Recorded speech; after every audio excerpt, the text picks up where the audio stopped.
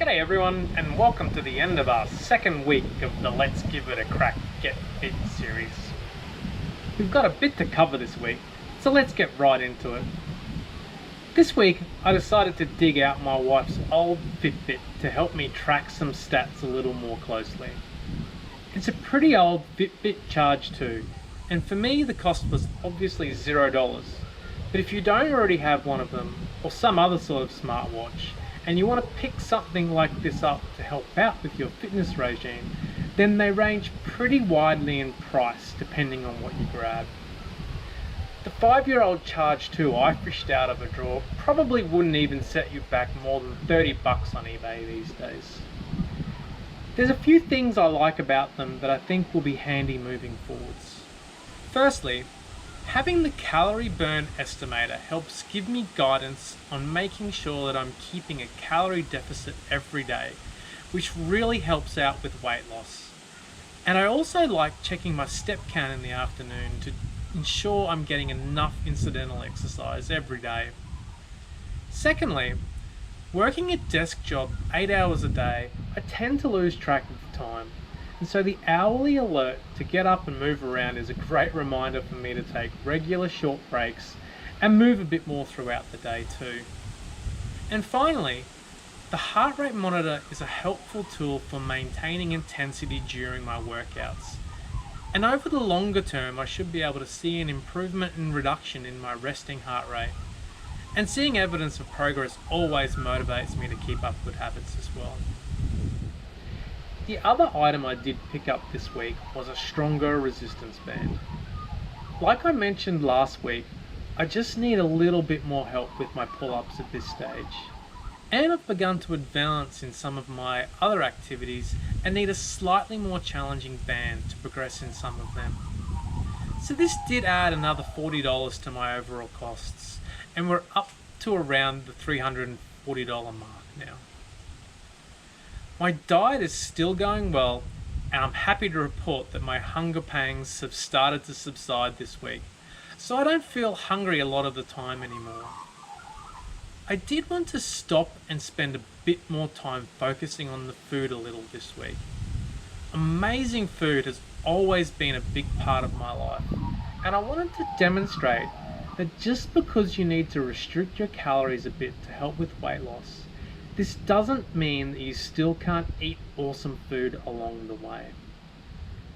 I'm going to throw up a few examples of the meals we've been eating over the past few weeks, and they're all between 500 to 600 calories per meal.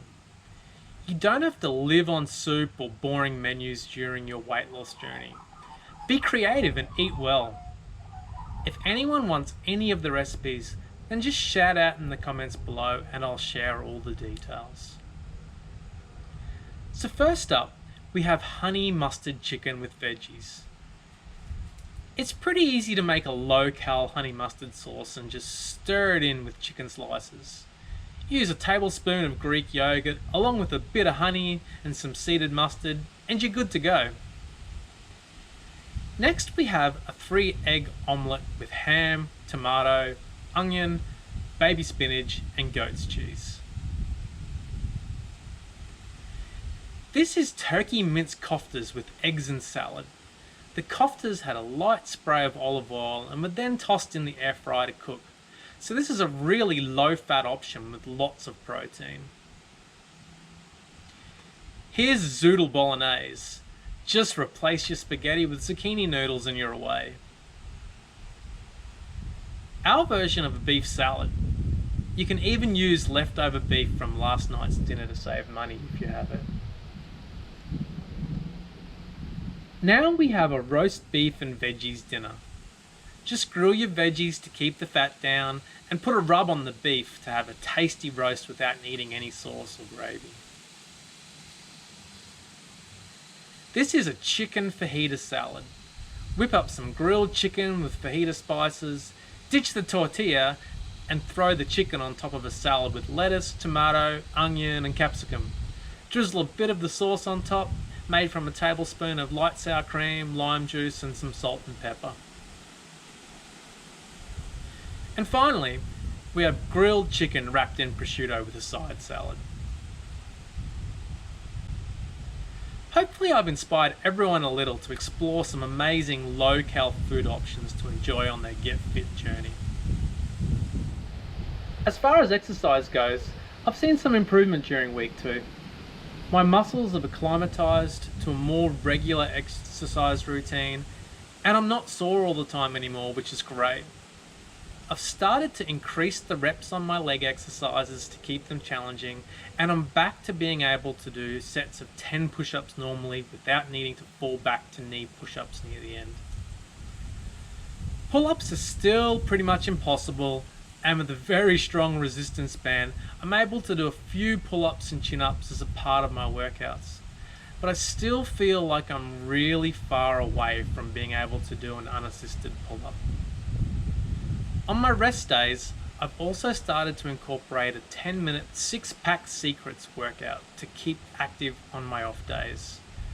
I don't expect I'll be sporting a sweet pack of abs at the end of the 3 months. It'll probably take a lot longer.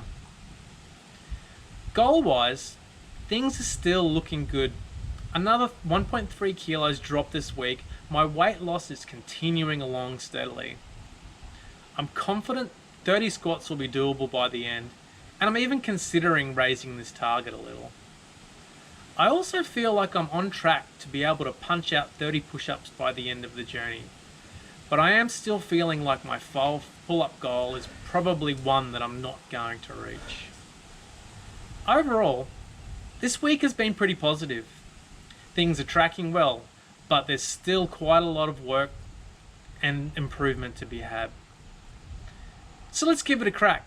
Smash those like and subscribe buttons, and we'll keep trucking on and working on little gains and improvements as we continue on our journey to get fit.